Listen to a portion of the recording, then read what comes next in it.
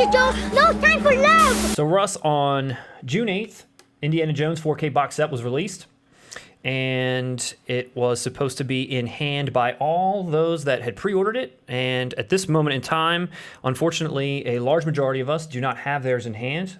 If you had pre-ordered your Steelbooks, it looks like you are probably a lucky one. If you were able to make it out to Best Buy or Target, you were probably able to get your hands on one there as well. But for a majority of people that had pre-ordered the regular edition, they are out of luck. It looks like maybe there's a little bit of a delay in the supply chain for those specific releases. Some markets have their release date pushed back already. It says release date pending on my Amazon order, so maybe a week, maybe more, not sure. So at this time, no Indiana Jones in hand. I think a lot of people were excited for this to have it in hand, but also a lot of people were curious, much as like we were, whether or not this was going to be a worthy upgrade and is this going to be something to even be excited to get in hand. Yes. So even though a lot of us weren't able to get it, there are still some reviews floating out there. Our good friends at Caps-A-Holic have put their screenshots out there from comparisons of the current release and the previous Blu-ray. You've got the digital copies that were released on iTunes. Some people have had a chance to see them because of some wording that they used about using technology to make these look better than they ever had before. Your concern was that they were going to make all these look like Crystal Skull. All these were going to suddenly look like that polished sort of look and not that grainy, pulpy. We were all fearful of this because of walkie-talkies and E.T., the original trilogy being messed up by Lucas. I mean, this is kind of what Lucas and Spielberg do. Now, you throw Crystal Skull in there, we know what they're capable of completely massacring. So it looks like actually the opposite has occurred based on the reviews that I've read, where they have almost made the entire feeling of this franchise like Raiders of the Lost Ark. And so almost the exact opposite has occurred. Good. And I think they probably, maybe we were foolish to think that they didn't know that that's what should happen. Maybe, hey, I saw Crystal Skull in the theaters. Yeah. I'm open to every disappointment that Spielberg's going to throw at me. And I feel like he probably realized that too. And Oh, yeah. I think he's maybe trying to right that ship a little bit. And I don't know Course if correction, there's been a lot of improvements made. Some things like obviously the picture sharper, the color's a little bit more, not robust, but almost natural. I've seen that there's grain present in these films like there really should be. There's a little bit of a greenish hue or a tint that was in the previous Blu-ray releases that seemed to be gone.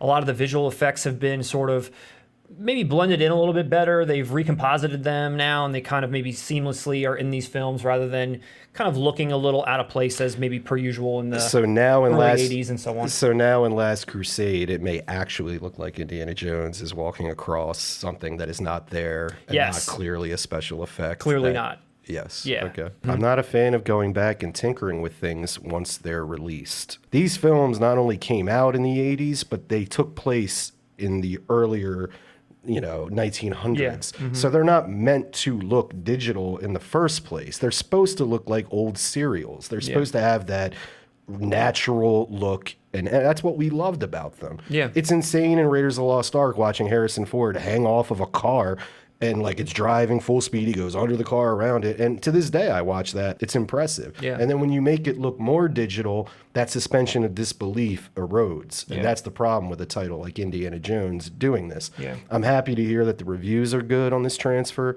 I'm interested in checking it out.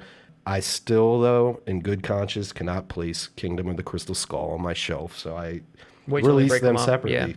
So let's actually look at a few side-by-side screenshots and let's just see how it's looking. So I pulled up a couple of different ones here from each of the movies. So this is again from our good friends at Caps-A-Holic. So this first example is from Raiders of the Lost Ark. We're doing the 4K Ultra HD with the US Blu-ray version, and they give you a couple of shots for you to compare. So when you kind of do a quick zoom in here, you can see this is just, the rocks and stuff behind Indy's head, and this is the Blu-ray version. Okay. So that's the 4K. So you can kind of see there's just the crispness of the rock and the grain that's on there really comes in really nicely. I mean, you can just see. And I also noticed what you were just referencing. They are clearly trying to make this look more old. Not old in a bad way, but they're trying to make it look like the way we love it. Looks nice and movies. natural. Look at that gravel. Look where here it's just kind of like muddy, soupy looking, and all of a sudden you can see it. You can see the rocks. It's really, really nice.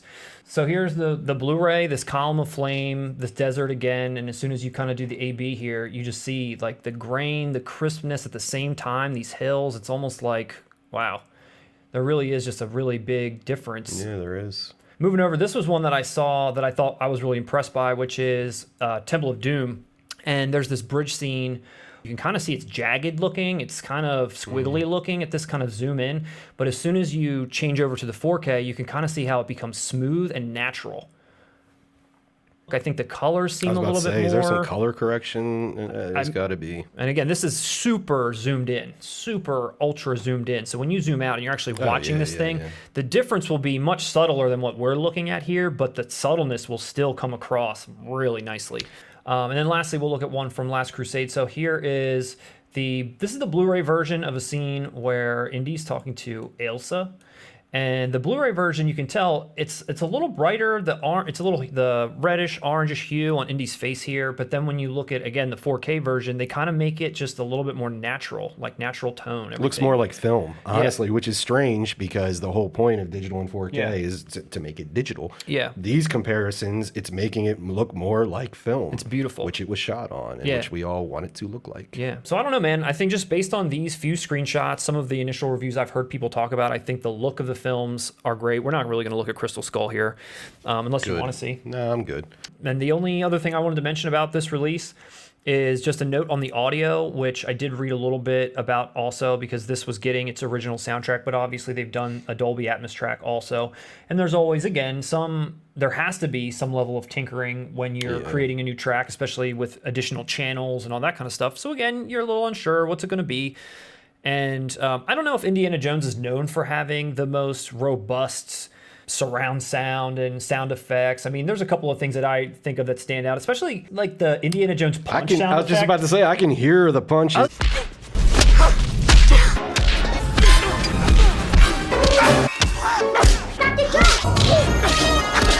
They use that punch sound effect in every one of those movies. They also use the Wilhelm scream. Yes, they do. I mean, they do. It's a very iconic punch. But a couple of things that I read that I thought maybe sounded interesting, and I'm curious to see how it sounds in practice when you're actually watching it, is, again, with Atmos, it's not just left, right, center. There's sort of this feeling that you're there. There's this top sort of feeling of audio going above your head. And one example that I had read about was in Temple of Doom, where they are trapped. That in particular scene, there's a part where this door is coming down and it almost feels like that door is above your head coming down. Like you're in that room and that's where that sound is coming from, up top, not over here or over there. And that sounds pretty interesting to kind of feel those types of elements coming from everywhere is a really cool aspect of them, kind of tweaking the soundtrack a little bit. And if we're going to talk about tweaking the soundtrack, I'll go out on a limb and piss everyone off who's watching. John Williams' Indiana Jones score theme, better than Star Wars. I would agree with that. More iconic. I get amped up hearing this theme. Bring John Williams back from the dead. Yeah, makes you think of it. Rest in peace, John. He's alive, right? Let us know down below.